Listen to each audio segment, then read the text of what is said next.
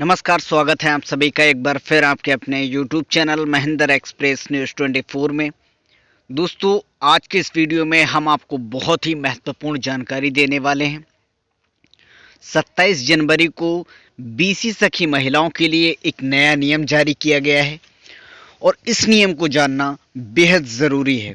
साथ ही साथ AEPS system किस तरह से काम करता है, ये होता क्या है, और NPCI जो कि ट्रांजैक्शन से जुड़ी बहुत सारी जानकारियां जो बीसी सखी या फिर बैंकिंग से संबंधित हैं, इसके बारे में भी इस वीडियो में हम आपको बताने वाले हैं कि ये दोनों यानी AEPS और NPCI किस तरह से आपस में संबंधित हैं और किस तरह से ये काम करते हैं। तो 27 जनवरी को एक नया नियम लागू किया गया है, इसके बारे में विस्तार से बताने वाले हैं आपको। तो जो भी बीसी सखी महिलाएं हैं, इन नियमों के बारे में जान लें ताकि उनको भविष्य में ट्रांजैक्शन करते समय किसी भी असुविधा का, किसी भी परेशानी का सामना ना करना पड़े।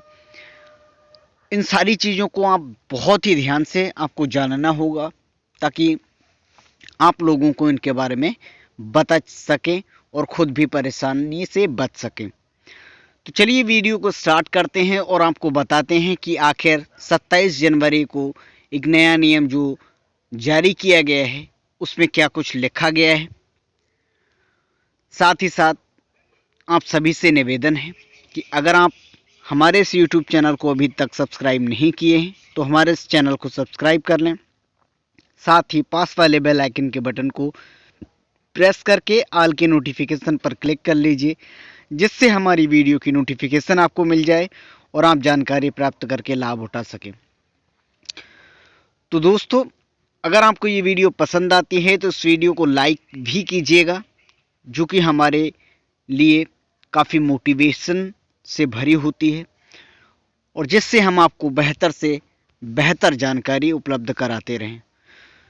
तो वीडियो पसंद आए तो वीडियो को लाइक करना बिल्कुल ना भूलिए। चलिए वीडियो को स्टार्ट करते हैं। दोस्तों, 27 जनवरी 2022 को एक नया नियम जारी किया गया है और उस नियम में ये बताया गया है कि जो बीसी सखी महिलाएं अब से लगातार ट्रांजैक्शन कर रही हैं, कई बार ऐसे ट्रांजैक्शन करते समय किसी ट्रांजैक्शन का फेल्ड हो जाना और फिर लगातार प्रयास करते रहना आपके लिए बहुत बड़ी मुसीबत साबित कर सकता है। ख़ासकर आपके कस्टमर्स को, और आपके कस्टमर्स को अगर इस तरह की परेशानी होगी तो आपको भी परेशानी होगी और आपके बैंक के प्रति उन कस्टमर्स का जो विश्वास है वो भी टूट सकता है। तो इसके बारे में आपको बहुत ध्यान से ट्रांजैक्शन करने हैं और वेट करने के बाद ही ट्रांजैक्शन करें। इंतज़ार करने के बाद अगर एक बार आपका ट्रांजैक्शन फेल्ड हो गया है, चाहे वो सर्वर डाउन होने की वजह से हुआ हो या फिर कोई और प्रॉब्लम रही हो, उसके बाद आपको वेट करना है उस कस्टमर्स के लिए।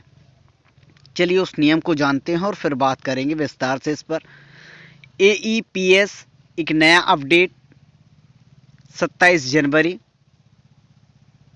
तकरीबन दोपहर के 3 बजे से ये नियम लागू कर दिया जाएगा और लागू हो चुका है, जिसमें आप लोग ग्राहक का प्रति 30 मिनट में केवल एक बार ही वित्तीय लेन देन कर सकते हैं। तो मतलब साफ है कि अगर आपने एक बार किसी भी कस्टमर्स का फिंगर लिया तो अगले 30 मिनट तक आपको कोई भी ट्रांजैक्शन करने के लिए फिंगर मान्य नहीं किया जाएगा। ऑलरेडी डिवाइस उस फिंगर को फील्ड बताती रहेगी। चलिए इसके बारे में बात बाद में करेंगे, पहले इस पूरे जो नोटिफिकेशन है इसको आपको समझाते हैं। एक वित्तीय लेन देन कर सकते हैं एक 30 मिनट में, यानी आधे घंटे में। मतलब यही है कि जब कस्टमर का पैसा एक बार नहीं निकलता था तो आप बार बार उनका अंगूठा लगाकर पैसा निकालने का प्रयास लगातार करते रहते थे। लेकिन अब ये नियम ख़त्म कर दिया गया है, पूरी तरह से AEPS के द्वारा ये अपडेटेड कर दिया गया है।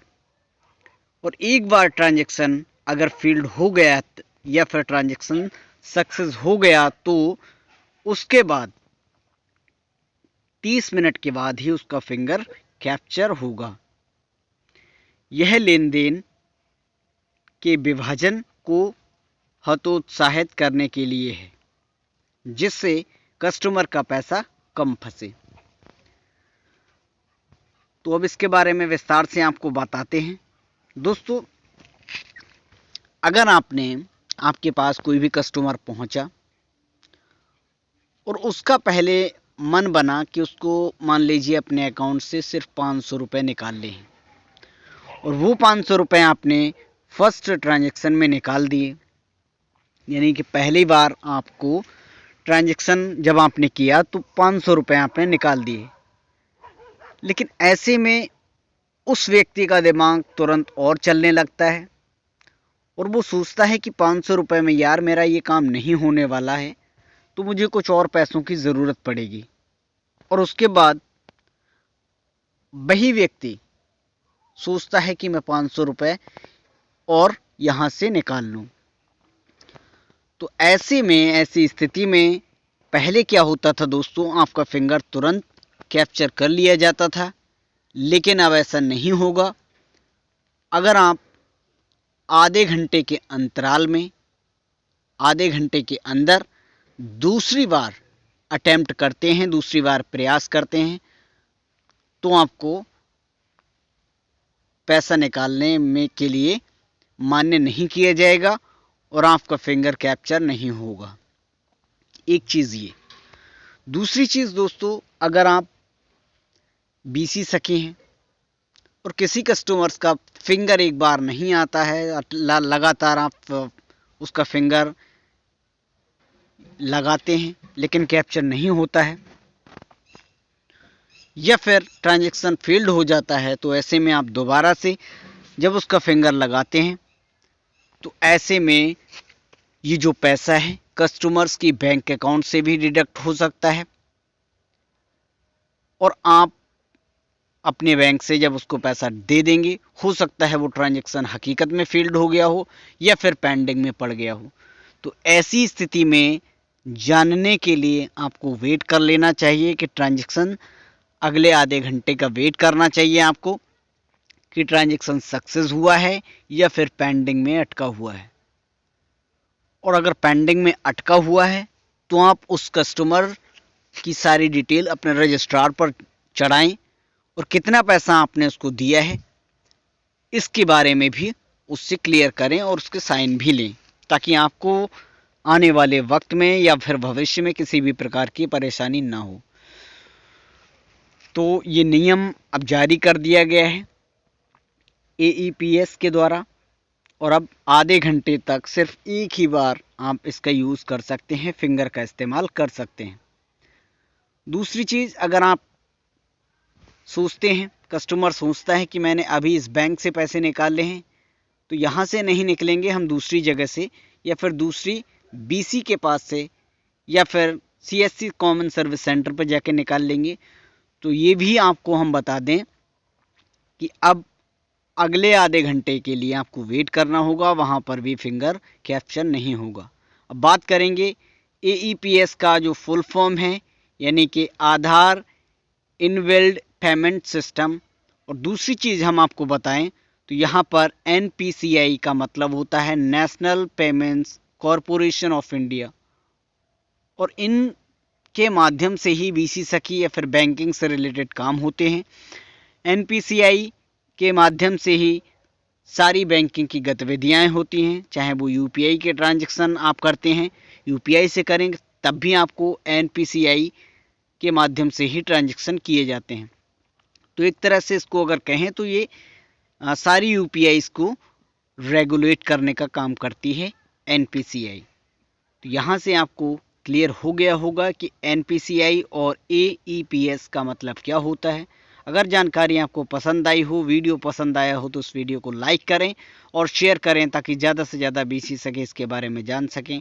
फिलहाल इस वीडियो में इतना ही। नमस्कार।